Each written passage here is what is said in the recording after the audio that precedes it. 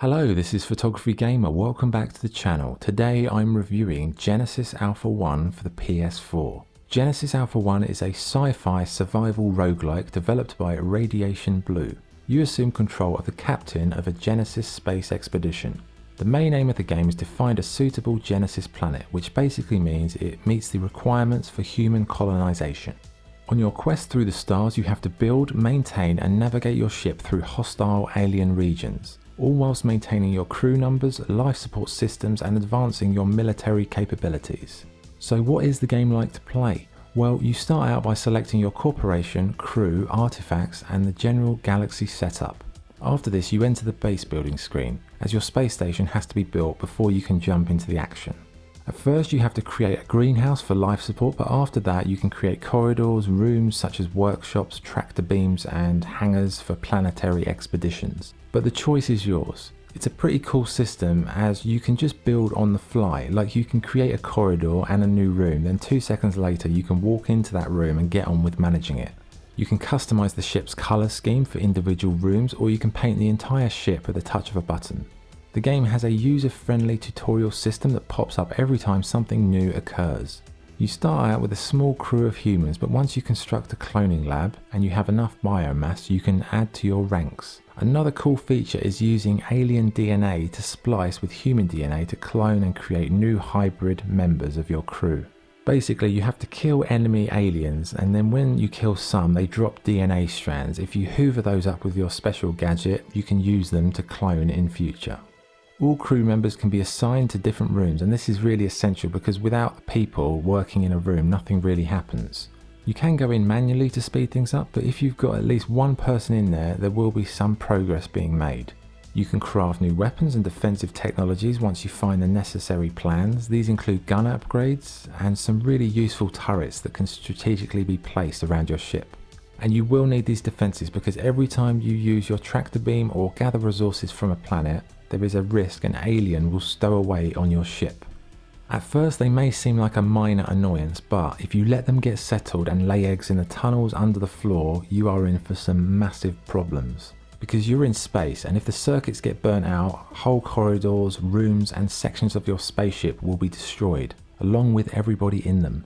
Another threat are space pirates, and these can be game-ending problems if you're not careful. Large numbers of aliens will board your ship and completely decimate your crew and sabotage your rooms. They will usually go away after a while once they've got what they came for, but if you don't get in there early and take them out, you're going to have a game over screen very quickly. And Genesis Alpha 1 uses a permadeath system. Every time you die, you assume control of the next clone in your crew, but if all your crew are dead, it's game over. Also, if your guard and life support gets compromised and the air supply runs out, you're done. So in general, it's a pretty slow and relaxing game, but when your ship is being under threat from aliens, it does get very stressful. The galaxy map is like a chessboard, and you can hyperdrive one space at a time and search planets within each of those squares. Visiting planets, it's kind of cool, but they are literally all the same. You land in a small area, mine some resources, aliens turn up, you kill them or they kill you, then you fly home once you've filled up the ship to its capacity. It is fun, but it does get pretty repetitive and monotonous the further you go into the game. One other cool feature is the life form sensor. It's reminiscent of the Alien movies, and whenever something is on your ship you can see a pulsing red dot on the sensor. It's a really nice nod to classic sci-fi, and if you're a sci-fi fan you will appreciate that. Overall, it's a very well balanced and interesting take on a survival crafting and building game. It is a little bit slow for the first few hours though, and there is a lot to learn and a lot to understand, but once you know how everything works, it's one of the most addictive survival games I've played. And it's a rarity in that it actually has a point to it. The game does a great job of balancing resource gathering, crew management, first-person combat and exploration. The base building system is very easy to use, you can construct things instantaneously, and after a few weeks of playing you will have an epic space station on your hands. Graphically, for an indie title, the game looks great. The architecture, lighting and general effects, they're faithful to the sci-fi genre, and it really reminded me of 2001: A Space Odyssey and the Alien movies in terms of its design. The lighting effects are great, the menus have this retro feel, and it all just fits perfectly in with the genre. The music is excellent and features a lot of 80s style synth music and classic sci-fi vibes.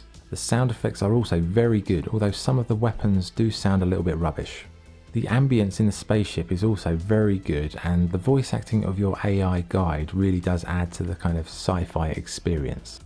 Okay, what's good and what's bad? What's good? It's a complex and well thought out survival game with a difference. The building system is easy to use. The ability to clone and splice alien DNA is great fun. The visual and audio presentation is very good. Searching the universe is an enjoyable challenge, and the developers are continually updating and adding to the game. What's bad? The planetary expeditions are basically the same every time. The first person combat is a bit basic, and sometimes the enemy AI really is a bit poor. The initial guns you get have terrible sound effects, and the game doesn't have any local or online multiplayer options.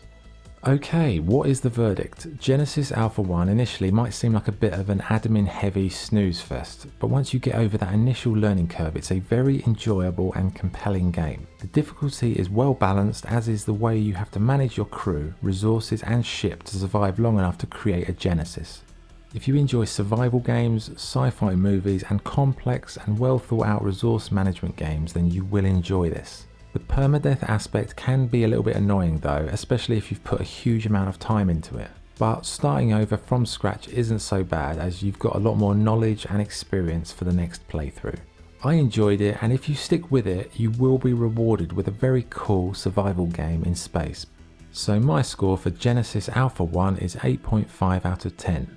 Okay, that was the review. Thank you for watching. If you enjoyed the video, please like and subscribe. This is Photography Gamer, signing off. Thank you.